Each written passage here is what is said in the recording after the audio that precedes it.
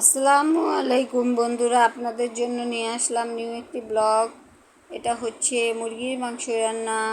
দেখেন মুরগির মাংস কত মজা করে আমার আম্মু আজকে রান্না করে ফেলেছে। তো আপনারা এইভাবে যদি রান্না করে খান তাহলে বেশ মজা করে খেতে পারবেন। চলেন চলে যাই মুরগির মাংস কীভাবে রান্না করে।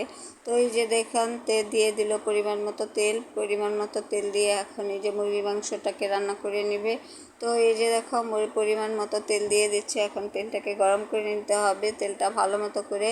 এই যে দেখো দিয়ে দিল পেঁয়াজ কুচি। তো পেঁয়াজটাকে এখন বেরেস্তা করে নিবে, ভাজা ভাজা করে একদম পেস্তা করে নিবে। তো এই যে দেখো পেঁয়াজটা ভাজা ভাজা করে নিতেছে। অনেক মজাদার মুরগির মাংস আমার আম্মু যেভাবে রান্না করতেছে, একবার খেলে বারবার খেতে চাইবা, বারবার খেতে চাইবা। অনেক স্বাদ, বেজায় স্বাদ। তো এটা তোমরা পরোটার সাথে, রুটির সাথে, পোলাওর সাথে, গরম গরম ভাতের সাথে, যে কোনো কিছুর সাথে এটা পরিবেশন করতে পারবা। অতিথি আপ্যায়নও এটা করতে পারবা। অতিথিরা খুব বেশ খুশি হয়ে যাবে। এই যে দেখো পেঁয়াজটা বেরেস্ত হয়ে গেছে। এখন আমার আম্মু কী করবে, দেখো দেখো এখন কি করবে। এই যে দেখো এখন দিয়ে দিল এই যে পরিমাণ মতো 1 টেবিল চামচ আদা রসুন বাটা। তো এই যে দেখো এই যে আধা টেবিল চামচ জিরা বাটা দিয়ে দিল। এখন এই যে দিয়ে দিল পরিমাণ মতো পানি, মশলা কষানোর জন্য অল্প পানি, মশলা কষানোর জন্য পানি দিয়ে এখন সব মিক্স করে দিতেছে। সব মশলাগুলোকে এখন ভালো মতো করে কষিয়ে নেবে। তো এই যে দিয়ে দিল 1 টেবিল চামচ লাল মরিচের গুঁড়া। তো এখানে দিয়ে দিল হলুদ মরিচ ধনিয়ার গুঁড়া পরিমাণ মতো। এই যে হলুদ মরিচ ধনিয়ার গুঁড়ো দিয়ে দিল 2 টেবিল চামচ। দিয়ে দিল স্বাদ মতো লবণ, পরিমাণ মতো লবণ দিয়ে দিল। দিয়ে এখন মশলাটাকে ভালো মতো করে কষিয়ে নেবে। মশলা যত ভালো মতো করে কষাবা তরকারি ততই মজা হবে। তো এই যে দেখো এটা আমি সবসময়ই বলি। তো এই যে দেখো মশলাটা প্রায় কষানো হয়ে গেছে। যে দেখো পানিগুলো শুকিয়ে গেছে, মশলার কালারটাও সুন্দর হয়ে গেছে। তো এখন কি করবে, এখন দিয়ে দিল এই যে মাংসগুলো, এই যে মুরগির মাংসগুলো পরিমাণ মতো যতটুকু লাগবে আমাদের। তো এই যে মুরগির মাংসগুলো দিয়ে এখন এই যে কষিয়ে নেবে ভালো মতো করে। তো এই যে দেখো কষানোর জন্য এই যে সব মাংসগুলোকে নেড়ে চেড়ে একটা ঢাকনা দিয়ে ঢেকে দিল। এই যে দিয়ে দিল পেঁয়াজ কুচি, আরও কিছু আর হচ্ছে যে তেজপাতা পরিমাণ মতো, তেজপাতা দিয়ে দিল। এই যে দিয়ে দিল আলু পরিমাণ মতো, 2টা আলু দিয়ে দিল। দিয়ে এখন এই যে নেড়ে চেড়ে সব ঢাকনা দিয়ে ঢেকে দিবে। ঢেকে সব ভালো মতো করে কষিয়ে নেবে মশলার মধ্যে।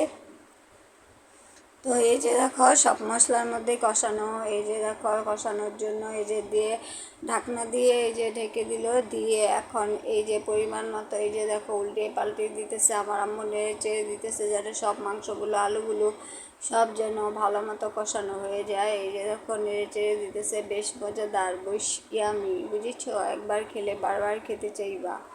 অনেক স্বাদ, বেজায় স্বাদ, প্রচুর স্বাদ। তো এই যে দেখো নেড়ে চেড়ে দিতেছে, নেড়ে চেড়ে দিয়ে এখন ঢাকনা দিয়ে একদম সুন্দর মতো করে ঢেকে দিবে যেন আরও ভালো মতো করে কষানো হয়ে যায়। এই যে দেখো আরও ভালো মতো করে কষানো হয়ে গেছে। এখন কি করবে, দেখো দেখো এখন কি করবে। তো এই যে দেখো কষানোর জন্য এই যে দেখো কালারটা আরও সুন্দর হয়ে গেছে, কষানোটা হয়ে গেছে। এখন দিয়ে দিল ঝুল, পরিমাণ মতো ঝুল। তোমরা যদি বেশি ঝুল রাখো তাহলে বেশি ঝুল দিবা, আর কম যদি একদম শুকনা করে ফেলো তাহলে কম ঝুল দিবা। কম ঝুল দিয়ে এটাকে ভালো মতো করে যে মুরগির মাংসগুলোকে ভালো মতো করে সিদ্ধ করে নিবা। এই যে দিয়ে দিল জিরার গুঁড়ো পরিমাণ মতো যতটুকু লাগবে জিরার গুঁড়ো। এই যে জিরার গুঁড়ো দিয়ে এখন এই যে নেড়ে চেড়ে নিবে ভালো মতো করে। এই যে দেখো কত সুন্দর করে নেড়ে চেড়ে দিতেছে। তো অনেক মজাদার, অনেক ইয়ামি। তো এটা তোমরা মুরগির মাংসটা তোমরা পোলাওর সাথে, রুটির সাথে, গরম গরম ভাতের সাথে, সব কিছুর সাথে পরিবেশন করবা। এই যে দেখো আমার আম্মু নেড়ে চেড়ে দিতেছে যেন পারফেক্টভাবে সব ভালো মতো করে এই যে মাংসগুলো সিদ্ধ হয়ে যায়। তো এই যে দেখো আলুগুলো মাংসগুলো যেন সব সুন্দর মতো করে সিদ্ধ হয়ে যায়। এই যে দেখো আলুগুলো মাংসগুলো সব সিদ্ধ হয়ে গেছে, মাংসটা প্রায় হয়ে গেছে। তো সবাই ভালো থাকবেন যারা সম্পূর্ণ ভিডিওটা দেখেছেন। আসসালামু